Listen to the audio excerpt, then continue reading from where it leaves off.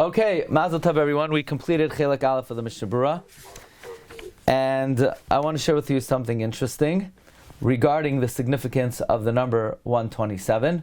As we know, today is Tainis Esther, and the number 127 is a very significant number in the Megillah. The opening pasuk of the Megillah is Hamoilech Mehodi V'Akush Sheva Ve'Esrim Umeya Medina. Sheva Ve'Esrim Umeya Medina. It's interesting, the Gemara says that when the Megillah ends, that Vayasam Melech Asheresh Mas Al Ha'aretz V'Iyayayam, Mas is 100, V'Iyay is 27. He was able to tax his 127 Medinos. So I would say that's a good Pisachenu Megadim for Megillas Esther. In other words, it begins and ends on the same note, namely 127. There is one difference between the 127 Medinos of Achashverosh and the 127 Medinos and the 127 years of Esther. We know Chazal say that when Rabbi Kiva wanted to wake up his Talmidim, he would say, why was Esther Zoicha to rule over 127 Medinos in the merit of the 127 righteous years of Sarah? By the way, the Chassam Sofer in his introduction to Chulin asks, how did Rabbi Akiva know that it was in the merit of the 127 righteous years of Sarah? Maybe it was in the merit of the 127 righteous years of Avraham, because Avraham recognized Hashem at 48. He lived till 175. Avraham also lived 127 righteous years. So Chassam Sofer says, well, in the times of Purim, they were a little lazy. We know one of the intros to the story of Purim was that Ba'atzal Tayim Yimach Hamakara. With laziness, the roof caves in. Now, we know that Avraham did not have any laziness. He said, soiles. He said, soiles. Shloish se'im kemach soiles. Lushi va'asi ugois. We know that, Avraham said kemach. Kemach is coarse flour. Because Avram wanted to get it to the Orchim right away. Because if you wait, who knows what could happen? Maybe Sarah will become a Nida. But Sarah instead chose to make soiles. So she wanted to do it more thoroughly. But that came from a certain laziness, the Chassam Sofer says. So therefore, in the times of Purim, we don't want to associate Esther with Avraham, because Avraham had Zrizus. Instead, we associate her with Sarah, who chose soiles, which was a little bit of a siman of atzlos. That's why the Chassam Sofer says, Im ein kemach, ein Torah. For Torah, you need kemach, you need zrizos. Don't do it so thoroughly. Just make sure you get to it right away. Anyway, so we see the significance of 127. The one difference between Achashverosh and Sarah is by Achashverosh it says, Shava ve'esrim umeya. By Sarah, it's meya shana, ve'esrim shana, ve'shava shanim. Anyway, I was looking this morning if we could attribute significance to the number 127. After all, Chelek Alef of the Mishnah Berura is 127 simanim. So there's a sefer Ben Melech ala Torah from Reb Leib Mintzberg. And in Bereshis, he has a hakdama of the significance of all the numbers in Lashon HaKodesh. And in his commentary to Parshas Chayisara, he brings the significance of the number 127. And he says as follows. I put it up here on the screen so you could see it for yourself. He says, let's first talk about the number 120.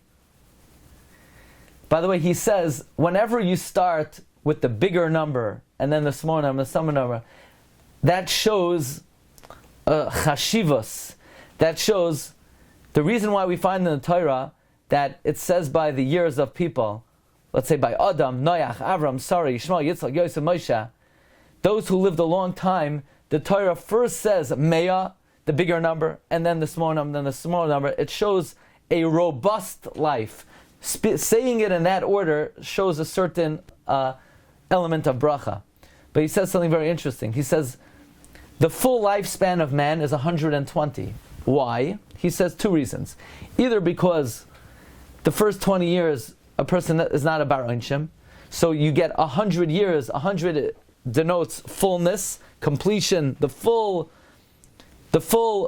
numbers of 1 through 10. 10 times 10 is 100. So besides the first 20 years that a person is not a bar onshim, it's additional 100, so 120 is fullness. Or, he says something very interesting. Even though 100 is fullness keragil. It's regular fullness. But 12 is maximum fullness. Because 11 is still 10. 11 is only one more than 10. 12 represents maximum fullness, maximum shleimus. Fine. Now, the number 7 is a number of great chashivos. We find by Shabbos, we find by Shemitah, showing that Sari Imenu did not just live maximum shleimus, but she was muflag. She excelled beyond even maximum shleimus. The Torah gives her the number 127. Why not 128? Because 128 is 130 missing. 129 is not missing. You could be off by 1. 128 means it's 130, but you're chaser. But 127 is 120, which is maximum fullness, plus the chashivos of the number 7. So he establishes this principle that the number 127 denotes maximum fullness plus absolute chashivos.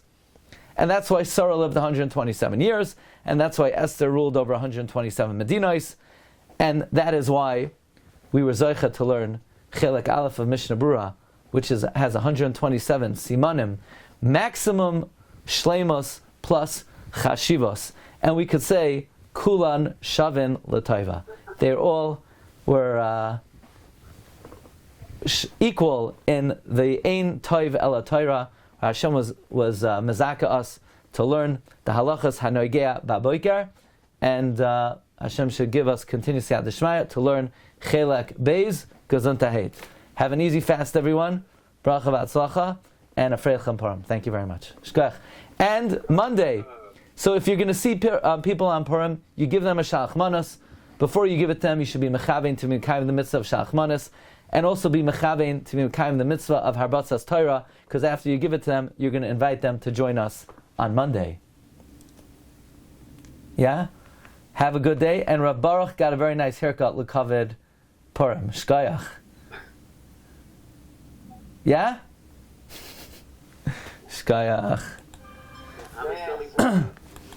Recording stopped. What?